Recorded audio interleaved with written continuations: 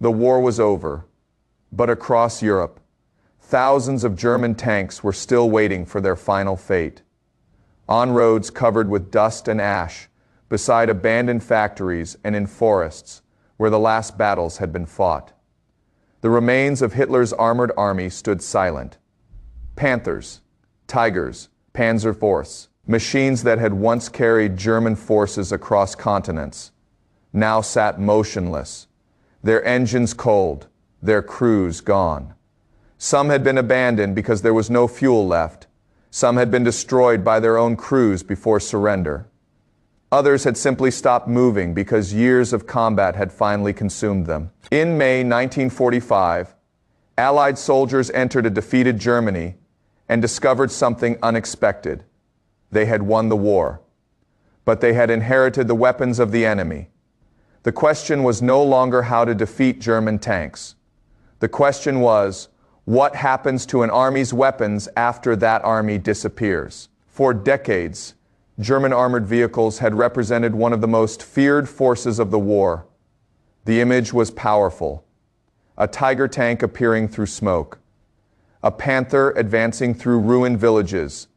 A Panzer division breaking through enemy lines. But by the spring of 1945, that image had collapsed. Germany's armored force was no longer the unstoppable weapon of the early war. It was a scattered collection of survivors. The Allied armies now faced the enormous task of collecting, studying, and deciding the fate of these machines. Every tank told a story. Some carried battle damage from Normandy. Some still had markings from the Eastern Front. Some had been abandoned only days before the surrender. Behind every destroyed vehicle was a crew that had made a final decision: fight, retreat, or destroy the machine before leaving it behind. The end of the German tank army was not one dramatic moment. It was thousands of small endings across Europe. American technical intelligence teams moved quickly. They understood that German tanks represented more than captured equipment. They were engineering lessons. The United States wanted to know why German designs had been so effective in battle. Why had the Panther's sloped armor created such a challenge? Why did Tiger tanks inspire so much fear among Allied troops? Why did German optics often outperform those of their opponents? The answers could shape the next generation of armored warfare. American teams established collection sites throughout occupied Germany. At locations such as Oberursel and other technical centers, engineers examined captured vehicles piece by piece. They measured armor thickness. They tested guns. They studied engines. They looked beneath the metal to understand the ideas that created these machines. Eventually, some of the most important examples were shipped across the Atlantic. Aberdeen Proving Ground in Maryland. American engineers began detailed testing of captured German armor. The Tiger, the Panther, the Jag Panther, assault guns, and experimental designs. For the engineers, these vehicles were no longer enemy weapons. They were evidence. And the evidence revealed a complicated truth. German tanks were often exceptional in one area: power. A Panther's long-barreled gun could destroy enemy armor at remarkable distances. Tiger tanks possessed enormous firepower and heavy protection. German optical equipment was considered among the best of the war. But the same machines that impressed engineers also revealed serious weaknesses. The stronger the armor became, the heavier the vehicle became. The heavier the vehicle became, the more pressure it placed on engines, transmissions, and suspension systems. The Tiger was terrifying when it worked, but keeping it working was another battle entirely. Mechanical failure became one of the greatest enemies of German armor. A tank that could defeat enemy vehicles meant nothing if it could not reach the battlefield. The Americans discovered something important. The Germans had built magnificent weapons, but they had often built complicated ones. The British reached similar conclusions. British engineers examined captured Panthers and compared them with their own designs. They admired German innovation, the sloped armor, the powerful guns, the excellent optics. But they also studied the problems. A tank was not only a weapon, it was a machine that had to survive mud, dust, cold, damage, and thousands of kilometers of movement. A design that was brilliant on paper could become a nightmare for mechanics in the field. The Soviet Union approached captured German armor differently for Moscow. These vehicles were not simply technical examples. They were trophies of victory. Soviet recovery teams collected German tanks across Eastern Europe. They examined Panthers, Tigers, assault guns, and other vehicles captured during the final battles.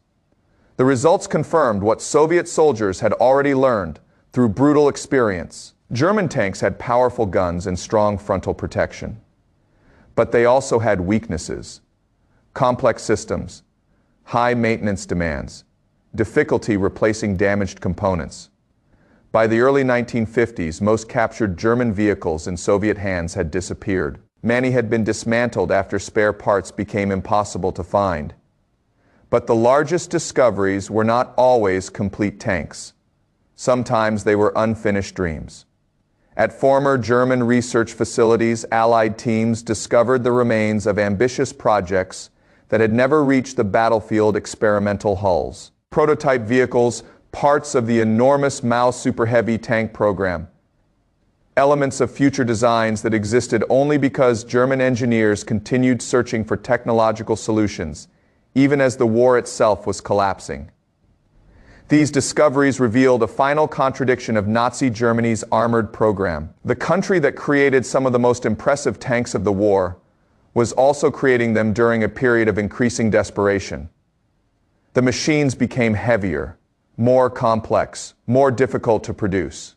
Germany was running out of fuel. Factories were being destroyed. Experienced crews were disappearing. Yet engineers continued designing larger and more powerful vehicles. The result was impressive technology arriving too late. By the summer of 1945, Allied planners faced another question. What should happen to all of it? Thousands of tons of armored steel remained. Tanks, weapons, spare parts, factories full of military equipment. Keeping them intact created a danger.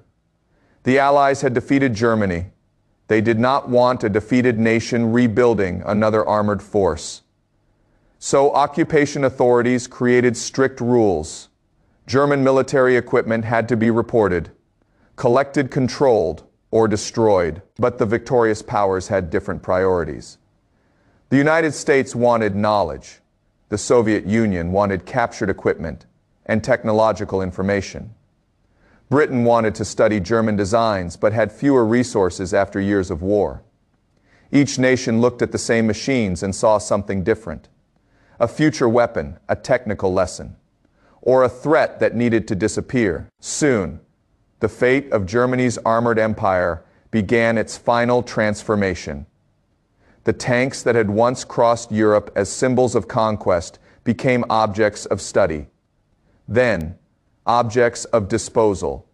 Then, for many, nothing more than scrap metal. The Panther, that once represented German armored power, could now be found waiting in a scrapyard. The Tiger that had terrified Allied soldiers could become a target for testing. The Panzer IV that had served on battlefields across Europe could be cut apart and melted down. The machines that had shaped history were about to become raw material for rebuilding the world they had helped destroy.